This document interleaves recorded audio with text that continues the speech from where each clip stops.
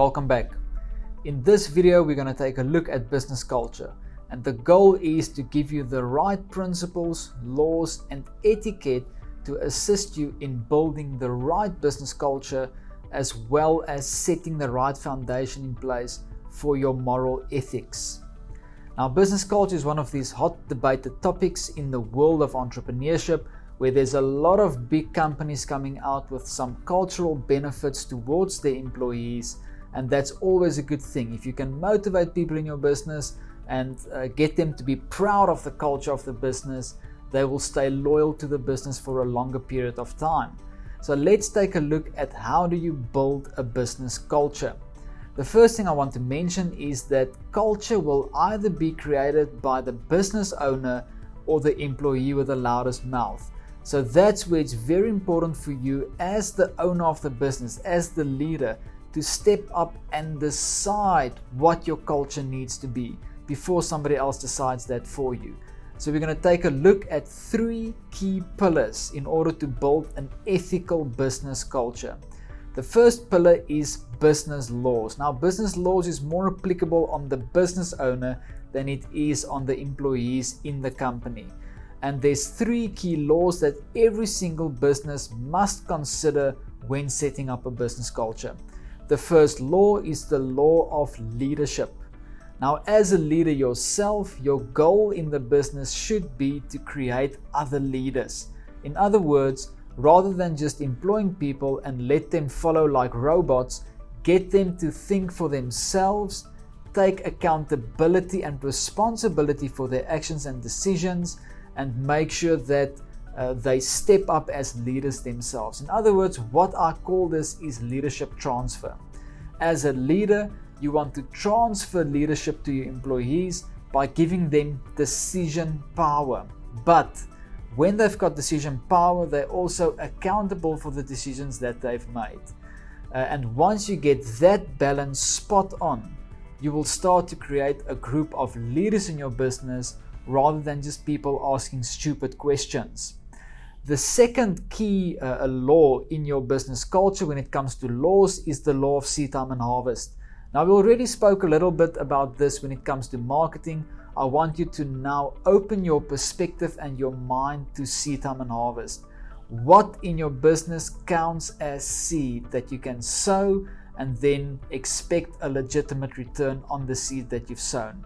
A couple of thoughts would be: number 1, how much time are you investing in your business?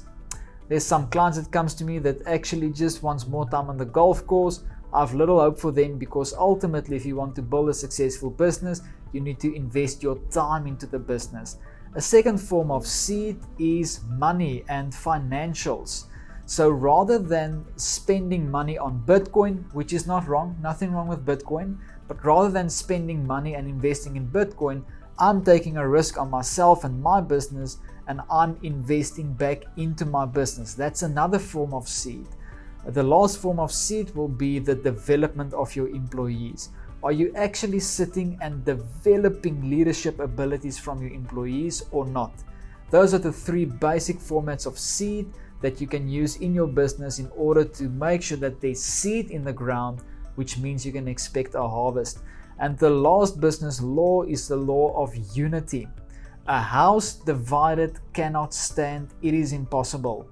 But where there's unity, there's teamwork, and everybody follows the same vision, there's an opportunity to build a great business.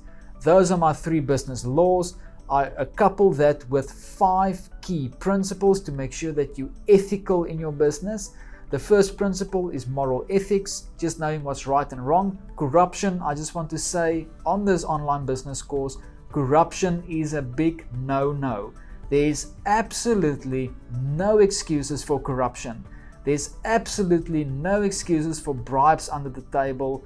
And no matter what story you tell yourself, it is wrong, period. So don't find yourself where you sit with lucrative, corrupt, dodgy deals under the table, because it will catch up to you, I promise you.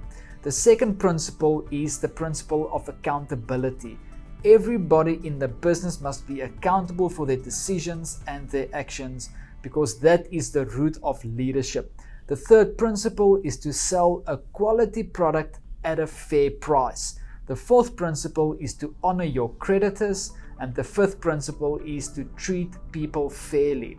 Those are 5 key principles to help you keep a moral, ethical business culture. And then the last part of an ethical business culture is your etiquette, or in other words, how you expect everybody to behave in the business. So I've got 5 key steps there when it comes to etiquette. Number 1, conflict resolution.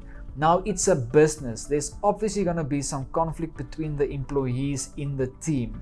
It's your responsibility to create a pattern to how that needs to be resolved before it happens. The second area of your etiquette will be office politics. I would encourage you to cut out any form of office politics or cliques by all measure, because when there's office politics and cliques, it means the unity in the business is broken and not everybody's playing on the same team anymore. The third area in your etiquette is communication. How do you expect people to communicate in the business with each other? The fourth one is the treatment of guests. How do you expect people to treat guests when they come into the office? And the last one is attitude. I always encourage my employees, come to work with a good attitude. You put it on like you put on a hat. Now, once you've decided on the business culture, go write it down, because if you don't write it down, you don't own it. And I want to encourage you to make a decision on the business culture, commit to the business culture, and then apply it without compromise, because once you've committed to the culture, the employees will look at you to see if you actually do the culture yourself, and if they can see that you're executing the culture, they will fall in line. So make a decision, write the culture down, commit to the business culture, teach your employees the culture, and then apply the culture, no compromise, and that will be the start of creating an ethical business culture in your business. I will see you guys in the next video.